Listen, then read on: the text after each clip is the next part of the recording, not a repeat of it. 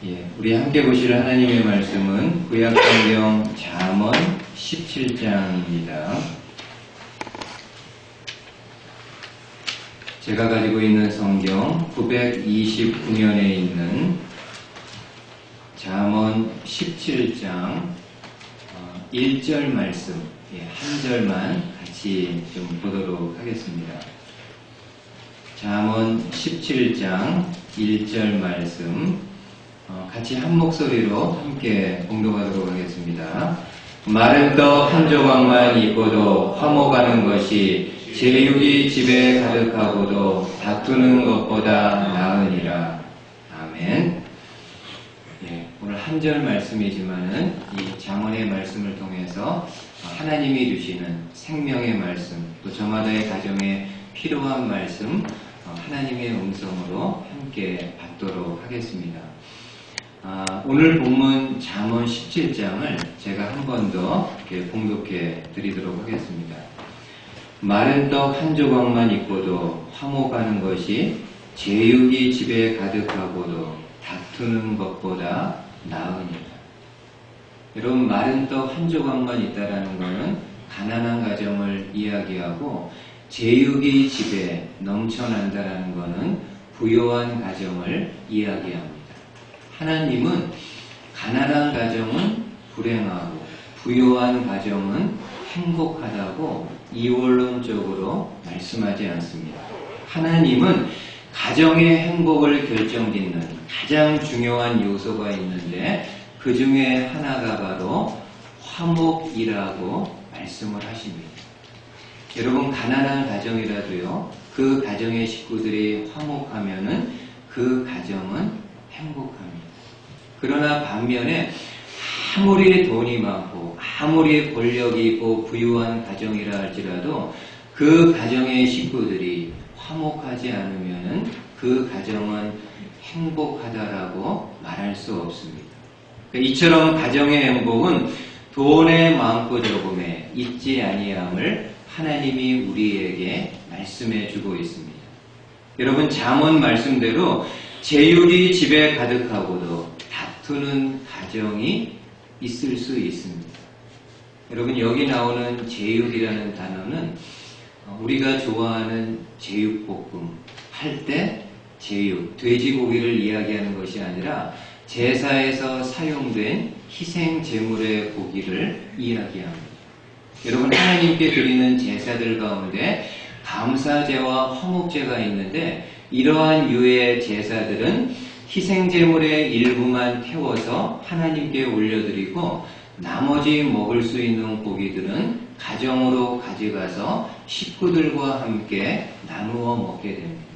그런데 이 희생제물의 고기로 인해서 뜻하지 않게 가족들 사이에 다툼과 분열이 일어날 수 있습니다. 여러분, 실제로 사무엘상 1장에 보면은 사무엘 가정을 잠시 소개합니다. 사무엘의 아버지는 엘가나라는 사람입니다. 이 엘가나에게는 2명의 아내가 있었는데, 우리가 아는 대로 한나와 분인나입니다. 아마 한나가 본처였고 분인나가 세컨드, 후첩이지 않았을까 그렇게 생각을 합니다. 근데 본처인 한나에게는 자녀가 없었고 분인나에게는 자녀가 있었습니다. 근데 그럼에도 남편인 엘가나는 자녀가 있는 분인나보다도, 비록 자녀는 없지만은 이 한나를 더 사랑했다라고 말씀해주고 있습니다. 매년 엘가나는 실로에 올라가서 하나님 앞에 제사를 드리는데, 그 제사가 끝난 후에는 드렸던 희생제물의 나머지 고기들을 가지고 와서 집안의 식구들에게 나누어 주게 됩니다. 분인나와 그 자녀들에게도 제물의 분깃을 나누어 줍니다. 그리고 홀로 있는 한나에게도 제물의 분깃을 나누어 주는데, 성경에 보면은요, 이 분인나보다 한나에게는 어떻게 했다고 말씀하나요? 더블, 갑절을 주었다라고 이야기합니다. 엘가나가 한나와 브릿나에게 제물의 분깃을 줄 때 브릿나보다 한나에게 더블, 갑절의 고기를 주었다라고 이야기합니다. 여러분 생각해 보십시오. 그러한 모습을 매년마다 지켜보는 브릿나의 마음이 어땠을까요? 아마 그 속이 편치 않았을 겁니다. 특별히 또 여자다 보니까는 그 마음속에 있는 시기, 그 마음속의 질투심이 불같이 일어났을 것입니다. 그러니까 이러한 것들로 인해서 또 자녀가 있고 없고의 문제로 인해서 한나와 브릿나 사이에는 많은 어려움들이 있었는 것을 우리가 바라보게 됩니다. 근데 반면에 마른 떡 한 조각만 있는 가정은 가난한 가정이지만 그럼에도 그 가족들이 서로 다투지 않고 화목하게 지낸다면 그 가정은 제육이 넘쳐나면서도 다투는 가정보다 훨씬 더 아름답고 나은 가정이라고 말씀을 합니다. 제가 지난번 그 주보에 물된 동산에 소개했던 이야기인데 한 번 더 제가 좀 소개하도록 하겠습니다. 한번 여러분 다시 한번 들어보십시오. 한 가정의 이야기입니다. 가난하게 사는 가정의 남편이 하루는 아내에게 돈 10,000원을 주며 말합니다. 요즘 당신이 많이 헬쑥해져서 내일 혼자 고기 뷔페에 가서 영양 보충 좀 하구려. 그러나 아내는 가족을 두고 혼자서만 고기를 먹으러 갈 수가 없었습니다. 아내는 그 10,000원을 노인정에 가시는 시아버지 손에 쥐어드리며 말합니다. 아버님, 용돈 한번 제대로 못 드려서 죄송합니다. 작지만 이 돈으로 친구분들과 점심이라도 드세요. 시아버지는 너무나도 고마웠지만 어렵게 살림하는 며느리를 알고 있었기에 그 돈을 쓰지 못하고 친구들에게는 용돈 받은 것을 실컷 자랑만 했습니다.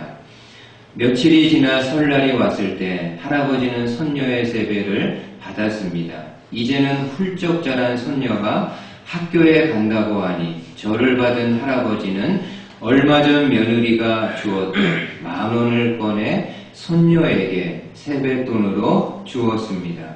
세뱃돈을 받은 어린 손녀는 엄마를 부르더니 할아버지에게서 받은 10,000원을 내밀었습니다. 이 돈 엄마한테 맡길래. 10,000원을 받은 아내는 남편 생각이 났습니다.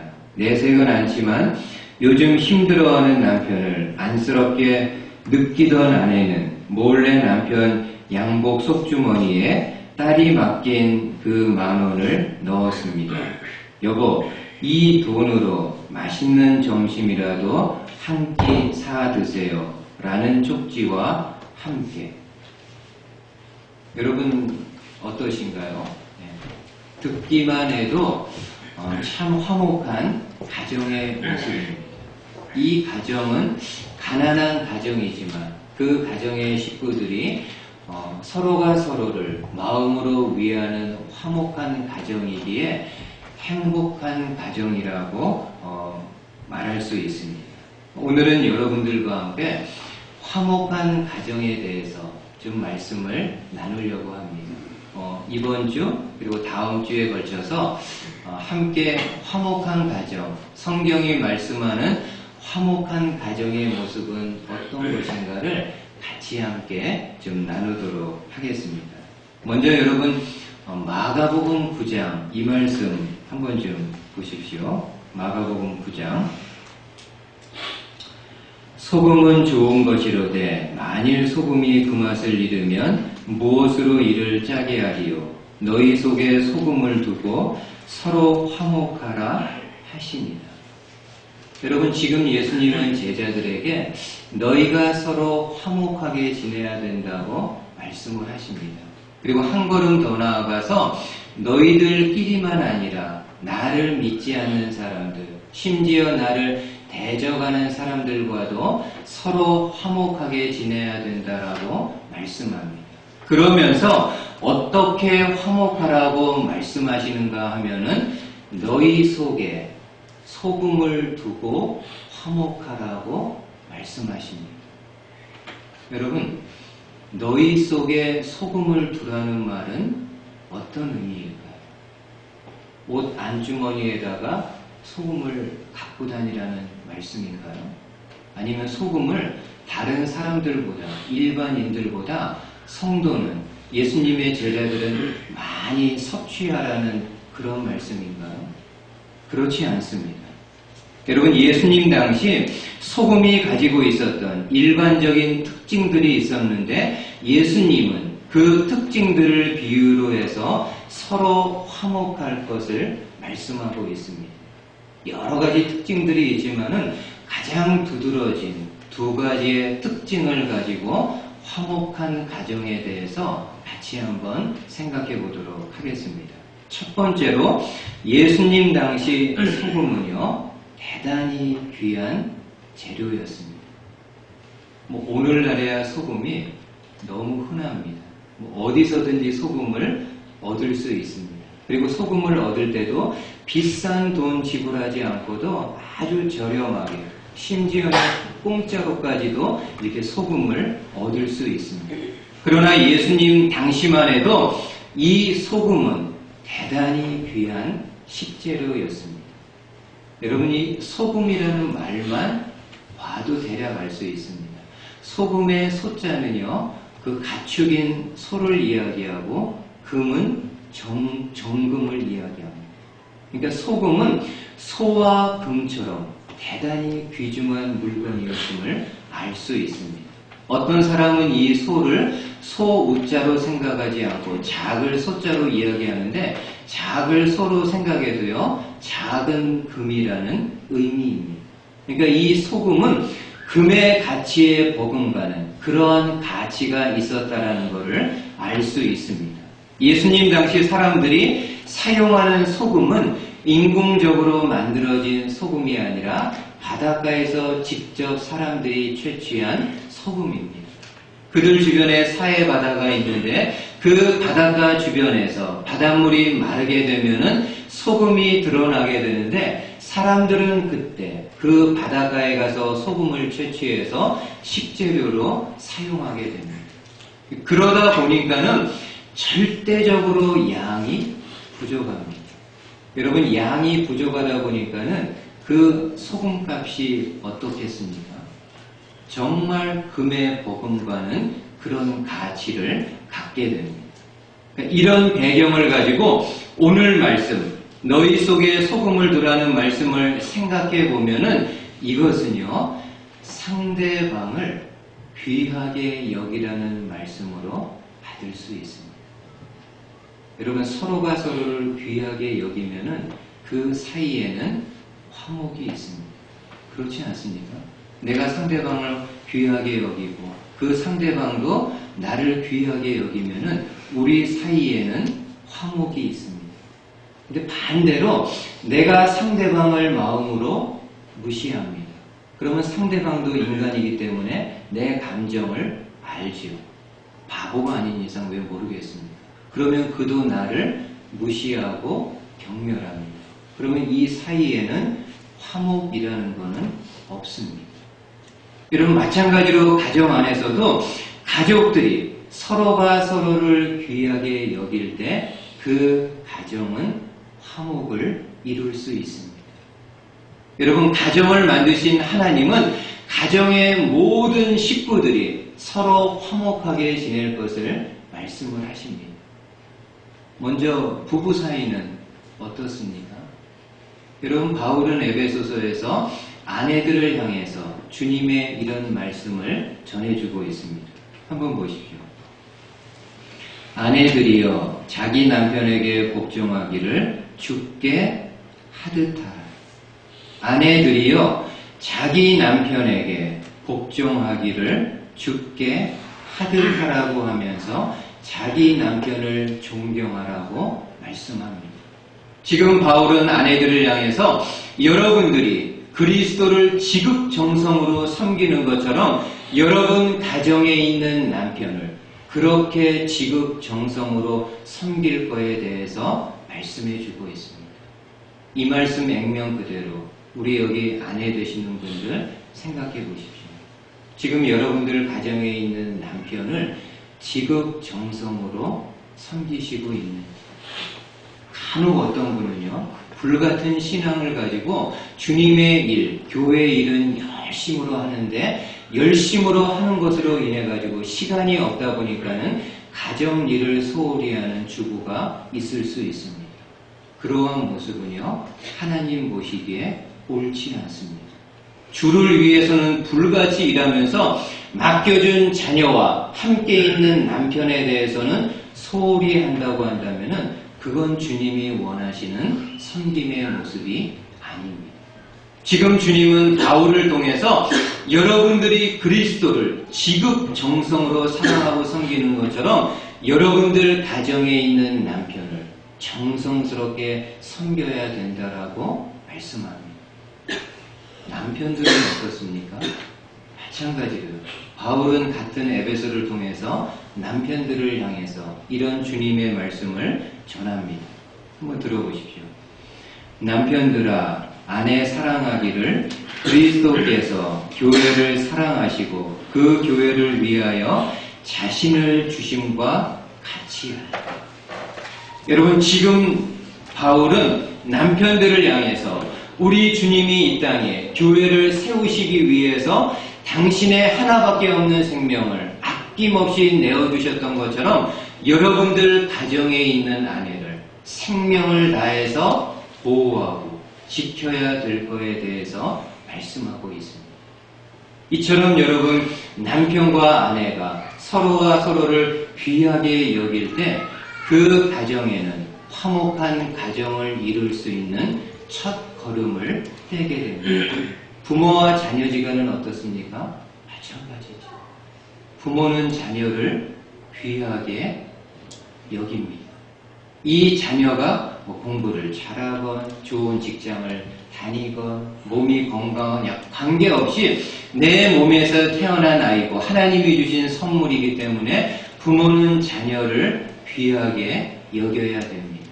반대로 자녀도 부모를 귀하게 여깁니다. 이 부모가 돈이 많고 적고를 떠나서, 능력이 많고 적고를 떠나서 나를 낳아주신 분이고 하나님을 대신해서 나를 키워주시는 부모님으로 알고 귀하게 여길 때 그 가정은요, 정말 돈이 없더라도, 가진 것이 없더라도 화목한 가정을 이룰 수 있습니다. 특별히 성도 여러분, 제가 좀 이 부분을 한 번 더 좀 강조했으면 합니다. 가정의 남편이요, 가정의 아버지를 정말 귀하게 여기십시오. 왜냐하면은 성경적입니다.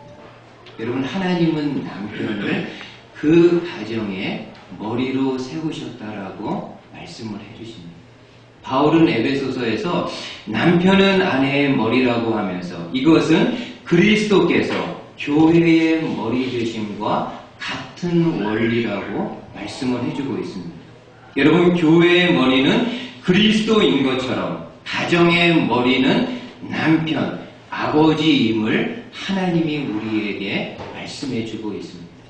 그러기에 가정에 있는 아내는 그 남편을요, 정말 하늘처럼 섬기고 여기셔야 됩니다. 가정에 있는 자녀들은 그 아버지를 하나님 대하는 것처럼 정말 귀하게 여기셔야 됩니다. 남편이 어떤 사람이기 때문에 그런가요? 여러분, 히브리어로 제가 좀 화면에다가 비추기가 좀 뭐해서 그런데 잘 한번 들어보십시오. 히브리어로 불, fire라는 단어는요, 애쉬라고 합니다. 애쉬. 그리고 남편이라는 히브리 단어는 이쉬라고 합니다. 거의 발음이 약간 다르지만은 똑같은 단어, 자음은 똑같습니다. 불하고 남편은요, 히브리 단어가 자음은 똑같습니다. 그 밑에 모음만 약간 달라서 발음이 불을 애쉬, 남편은 이쉬라고 합니다. 근데 이 남편, 이쉬에는요, 어떤 히브리 모음이 붙는가 하면은, 갑자기 생각이 안 나네요. 갑자기 이러면 안 되는데. 예, 갑자기 하여튼 이게 뭐지? 요게 붙습니다, 하여튼간. 근데, 특징적으로 히브리 모음에는요, 뜻이 있습니다. 근데 요 이슈에 붙는 이 히브리 모음의 뜻이 뭔가 하면은요, 핸드입니다. 손입니다. 그러니까 또 이슈, 남편의 원어의 뜻을 그대로 보여준다고 하면은요, 불 가운데 손이 있는 그런 모양입니다. 남편은 어떤 의미라는 건가요? 불 같은 역경 속에서도 그 손으로 아내와 가족들을 붙잡고 있는 그 모습입니다. 그게 남편이고, 그게 아버지라는 그 의미입니다. 여러분, 1955년에 나온 영화 중에 닥터 지바고라는 영화가 있습니다. 저는 대학교 때 본 기억이 있는데 많은 사람들이 좀 굉장히 긴 영화 아닙니까? 3시간 이상이 훨씬 넘어가는 영화인데 마지막 장면을요 많은 사람들이 기억을 하고 있습니다. 저 또한 대학교 때 그 영화를 보면서 마지막에 그 장군과 타냐가 대화했던 장면을 기억하고 있습니다. 여러분, 마지막 장면에 보면은 그 지바고의 딸인 타냐하고요, 지바고의 이복 동생인 한 장군이 나오는데 그 둘이 대화하는 장면이 있습니다. 당시 타냐는 본인의 친아버지가 지바고라는 사실을 전혀 모르고 있는 상황이었습니다. 그때 이복 동생이었던 그 장군이 그 타냐에게 이런 질문을 합니다. 어떻게 아버지와 헤어지게 되었느냐? 어떻게 아버지와 헤어지게 되었느냐? 그때 타냐는 혁명 중에 불길이 치솟았고 사람들이 우왕좌왕하는 바람에 아버지를 잃어버리게 되었다고 답합니다. 그때 장군이요 다시 한번 묻습니다. 정말 진짜로 아버지와 헤어지게 된 이유가 무엇이냐? 그때 타녀가 많이 망설이다가요 이렇게 솔직하게 대답을 합니다. 사실은 아버지가 내 손을 놓아버렸어요. 사실은 아버지가 자기 손을 놓아버렸다. 그때 장군이요 타냐에게 진실을 이야기해 줍니다. 내가 아버지라고 알고 있었던 코마노코는 너의 친아버지가 아니란다. 너의 친아버지는 닥터 지바고란다. 만약 코마노코가 친아버지였다면 아무리 불이 나고 혁명에 정신없는 와중에 있었다 할지라도 내 손을 놓지 않았을 것이다. 여러분, 아버지, 남편은 그런 존재입니다. 불같은 역경이 있고 불같은 상황이 있다 할지라도 그 손으로 아내를 붙들어주고 가족들, 자녀들을 붙잡아주는 것이 남편이고 아버지입니다.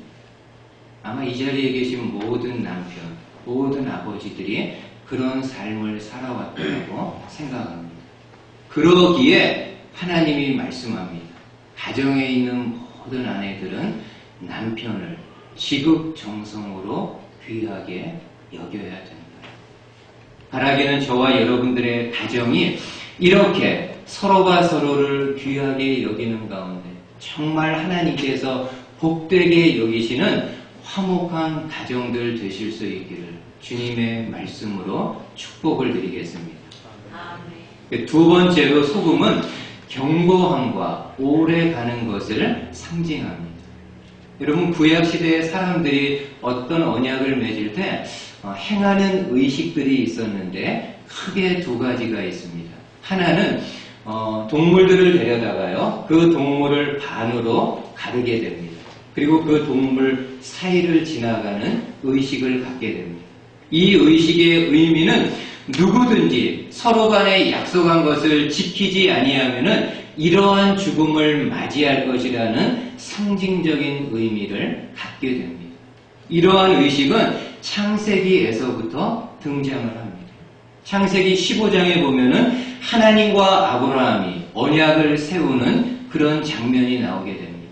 하나님은 아브라함에게 하늘의 별처럼 내 자손을 창대케 할 것이라고, 그리고 내가 있는 이 가나안 땅을 너와 내 후손에게 줄 것이라고 다시 한번 하나님이 약속하시게 됩니다.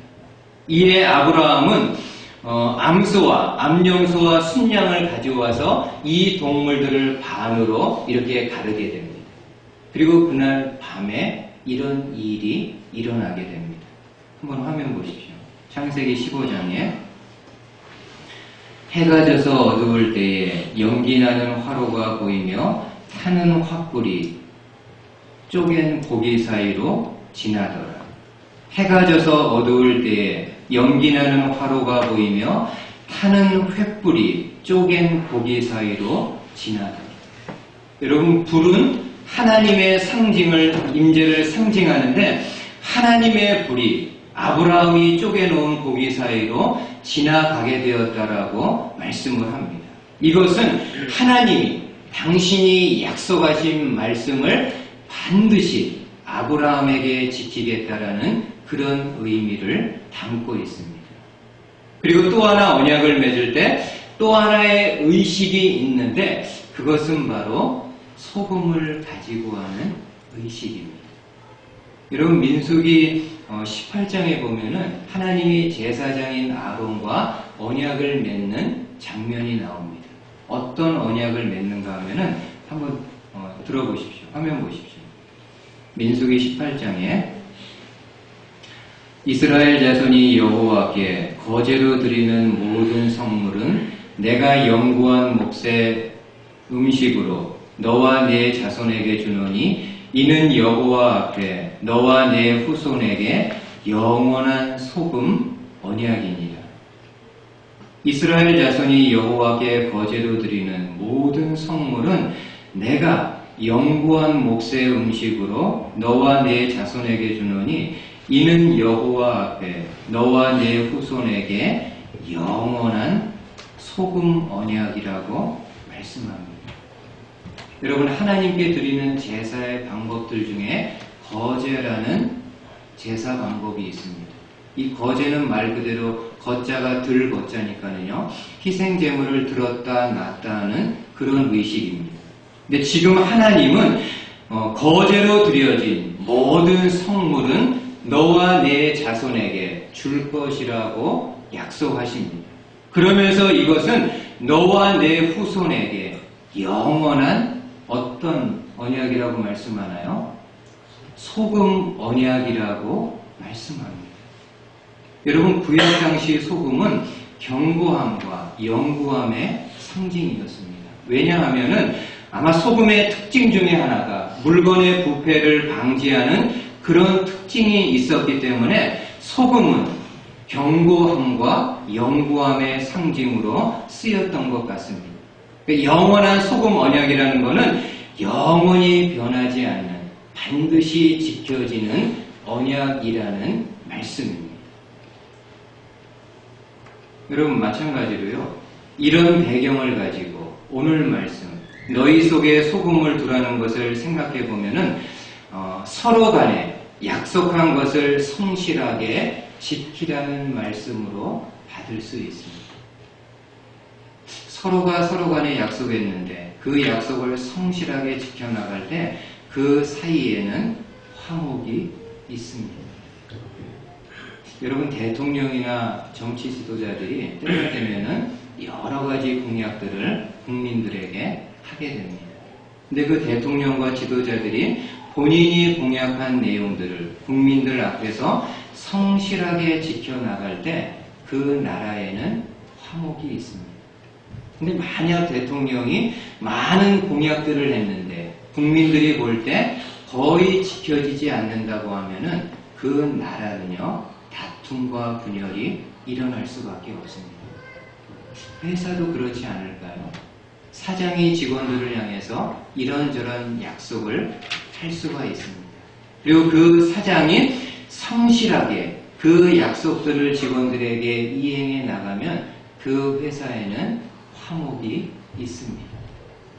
마찬가지로 가정 안에서도 이런저런 약속들이 서로 간에 있게 되는데 가족들이 그 무언의 약속들을 성실하게 지켜나가게 되면은 그 가정 안에 화목이 있습니다. 여러분, 가정은요, 그냥 공동체가 아니고 언약 공동체입니다. 이 가정은 약속으로, 언약으로부터 출발되어지는 그러한 공동체입니다. 가정이 여러분 어떻게 시작되어졌나요? 한 남자와 한 여자가 만나서 함께 마음으로 결혼 서약을 하면서부터 가정이 시작이 됩니다. 그냥 좋아서 눈이 맞거나 마음이 맞아서 가정을 시작한 것이 아니라 한 남자와 한 여자가 만나서 거룩한 결혼이라는 서약 앞에 함께 예스, 아멘으로 대답하면서 가정이 시작되어집니다. 여러분, 결혼식 하실 때 결혼 서약 혹시 기억을 하시나요? 아내와 남편을 향해서 했던 약속들 기억을 하시나요? 제가 한 번만 더 좀 읽어드리겠습니다. 한번 옛날 일 한번 떠올려 보십시오.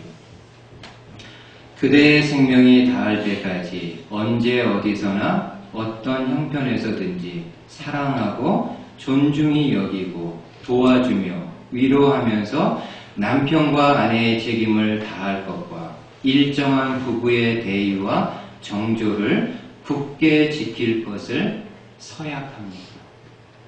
라는 질문에 여러분들이 대답을 하셨기 때문에 오늘 이렇게 가정을 이룰 수 있습니다.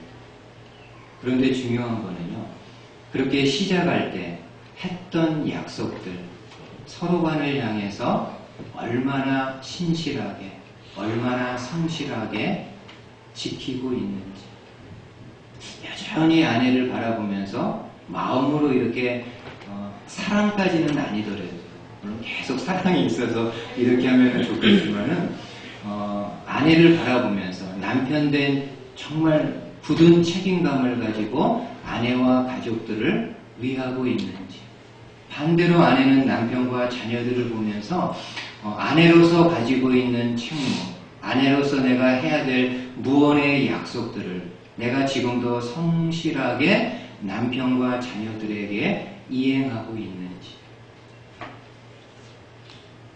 여러분, 미국에서 시작된 그 프라미스 키퍼, 약속을 지키는 사람들이란 남자들의 특별한 모임이 있습니다. 이 모임이 생겨나게 된 배경은 1990년에요. 두 명의 남자가 자동차를 타고 가면서 이런저런 이야기들을 나누게 됩니다. 근데 이야기를 나누던 중에 본인들이 가정을 잘 이렇게 돌보지 못하고 또 신앙생활을 열심으로 하지 못하는 것에 대해서 이야기를 하면서 성령님께서 그들의 마음을 감동케 하셔서 그 두 사람이 하나님이 주신 가정을 제대로 섬기지 못하고 또 신앙생활을 열심으로 하지 못하는 것에 대해서 하나님 앞에 진심으로 회개하는 시간을 갖게 됩니다. 그리고 이후에도 모임을 이제 갖게 되는데 다음번 모일 때는 미식축구 코치였던 빌 맥카트니를 중심으로 70명의 남자들이 모여서 자신들의 마음속에 있는 죄와 가정을 바르게 섬기지 못하는 것, 신앙생활을 열심히 하지 못하는 것에 대해서 회개의 기도를 하게 됩니다. 이후에도 계속 모이는데 정말 뜻하지 않게요, 너무 많은 사람들이 모여들게 되는 겁니다. 뭐 광고하고 오라고 하는 것도 아닌데 어떻게 알고 됐는지 모일 때마다 그 숫자가요 늘어납니다. 6,000명, 2만 명, 5만 3천 명 이렇게 막 기하급수적으로 늘어납니다. 그리고 1997년에는 그 유명한 워싱턴 DC 광장에서 모임을 가졌을 때는 100만 명 이상의 남자들이 모여서 말씀을 듣고 그 말씀의 거울에 자신을 비춰가면서 하나님이 주신 가정, 하나님이 주신 귀한 삶과 신앙을 제대로 살지 못하는 자신들의 그 모습을 하나님 앞에서 그들의 가슴을 찢으면서 애통하는 마음으로 회개하게 됩니다. 자녀들에게 무관심한 것, 아내를 두고 불륜을 행한 것, 다른 인종을 적대시한 거, 마약과 도박에 빠진 거, 술에 중독된 거, 음란물을 몰래 본 것도 그 남편으로서, 아버지로서 하지 말아야 될 일들을 한 거에 대해서 눈물로 그 워싱턴 DC 광장에서 100만 명 이상의 남자들이 하나님 앞에 회개하는 역사가 일어나게 됩니다. 얼마나 이게 큰 장관이겠습니까? 미국 땅에서 있었던 일인데도요, 우리나라 1997년 신문에까지도 이 모임이 소개될 정도였습니다. 여러분, 남자들이 이렇게 본인의 책무를 다시금 깨닫고 회개하고 다시금 이렇게 나아갈 때 수많은 가정들이 회복되었을 것이라고는 우리가 충분히 짐작할 수 있습니다. 그리고 통계로 볼 때도요, 이것 때문인지 어떤지는 모르겠지만 1997년도에 이혼율이 가장 많이 감소가 됐고요. 그 다음에 금주와 금연운동이 가장 활발하게 일어났고 인종 간의 갈등도 많이 가라앉았다라고 사회학자들이 이야기를 하고 있습니다. 남자뿐만이 아니라 가정에 있는 아내가 본인의 책무를 알고 그것을 내가 성실하게 이행하고 있는지를 성찰하면서 하나님 앞에 회개하면서 나아가게 될 때 그 가정은 화목할 수 있습니다. 우리 자녀들이 하나님이 주신 명령, 너희 부모를 존경하고 순종하라는 그 말씀 앞에 자녀인 내가 얼마나 부모님에게 순종하고 부모님을 사랑하고 있는가를 성찰하면서 회개하면서 하나님 앞에 나아가게 될 때 그 가정은요, 화목한 가정을 이룰 수 있습니다. 바라기는 저와 여러분들이 가정 안에 저마다에게 주어진 역할, 저마다에게 주어진 책무를 성실히 회개하는 마음으로 날마다 성실히 준행함으로 정말 화목한 가정 한 걸음 더 이루어갈 수 있는 성도님들 되실 수 있기를 주님의 말씀으로 축복을 드리겠습니다. 아멘.